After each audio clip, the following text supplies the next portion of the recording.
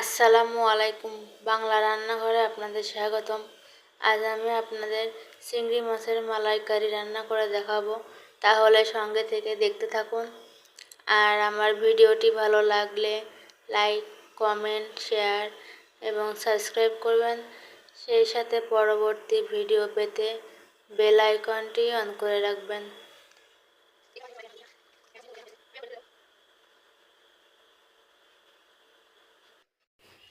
চিংড়ি মাছের মালাইকারি রান্না করার জন্য আমি এখানে মাঝারি সাইজের কয়েকটা গলদা চিংড়ি নিয়ে নিয়েছি। চিংড়ি করার এখন আমি খোসা ছাড়িয়ে নেব, তবে খোসা ছাড়িয়ে নিলেই ভালো হয়। আর অনেকে খোসা ছাড়ায় না, খোসা ছাড়িয়ে নিলে পরেই খেতে খুব সুস্বাদু হয়। চিংড়ি মাছের খোসাগুলো আমি ছাড়িয়ে নেব।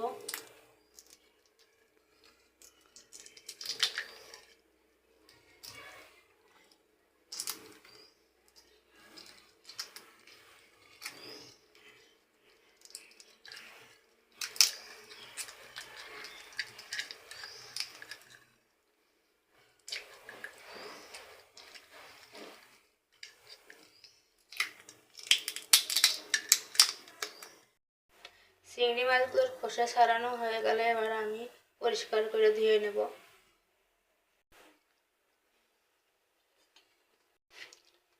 চিংড়ি মাছগুলো এখন আমি লবণ হলুদ দিয়ে মেখে নেব।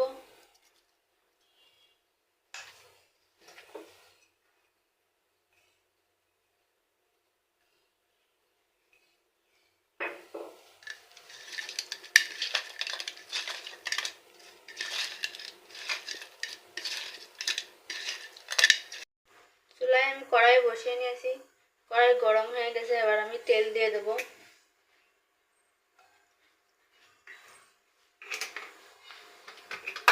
তেল গরম হওয়া পর্যন্ত অপেক্ষা করব।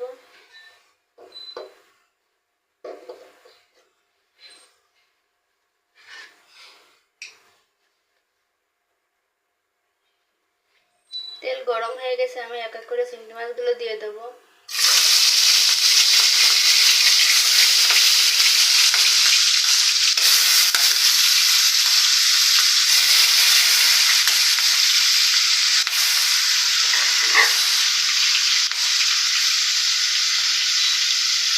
হালকা করে নেড়ে নেব।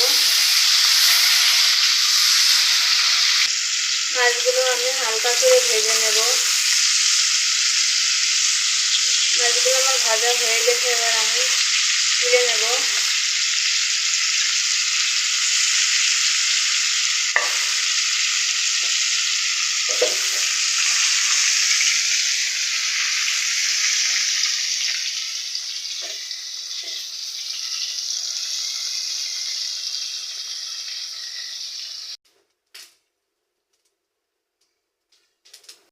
চিংড়ি মাছগুলো ভেজে নেওয়ার পরে যে তেল ছিল তার মধ্যে আমি আর একটু পরিমাণ তেল দেবো।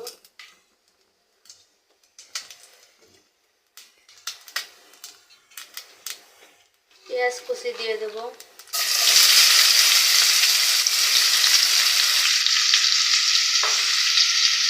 পেঁয়াজগুলো আমি হালকা বাদামি কালার করে ভেজে নেব।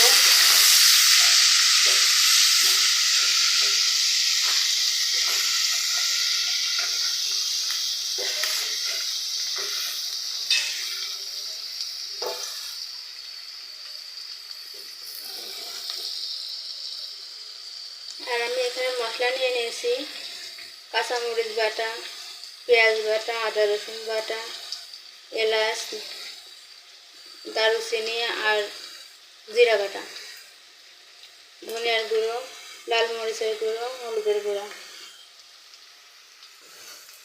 পেঁয়াজগুলো বাদামি কালার করে ভেজে নেওয়া হয়ে গেছে, এবার আমি বাকি মশলাগুলো দিয়ে দেব।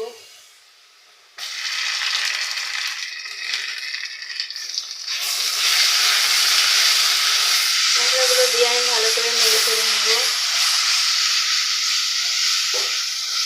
আগে থেকে রেডি করে রাখা যে নারকেলের দুধ তৈরি করে রেখেছিলাম সেগুলো আমি কিছু দিয়ে মশলা কষাই নেব।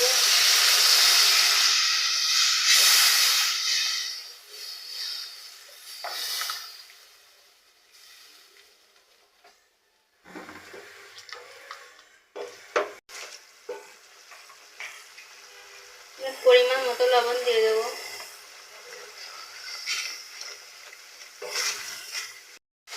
মশলার উপর থেকে তেল ছেড়ে দিয়েছে, এবার আমি বাকি দুধগুলো দিয়ে দেবো।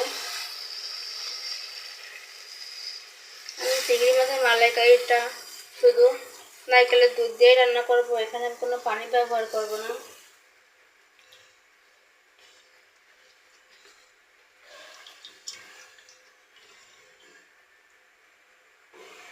আমি 5 মিনিট ঢাকা দিয়ে রাখবো। ঢাকনাটা উঠিয়ে নেব। ভেজে রাখা চিংড়ি মাছগুলো আমি দিয়ে দেবো।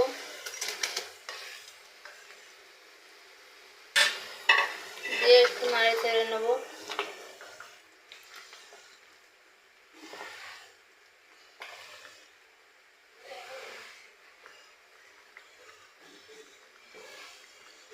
আমি 10 মিনিট ঢাকা দিয়ে রাখবো। ফিরে এলাম 10 মিনিট পর।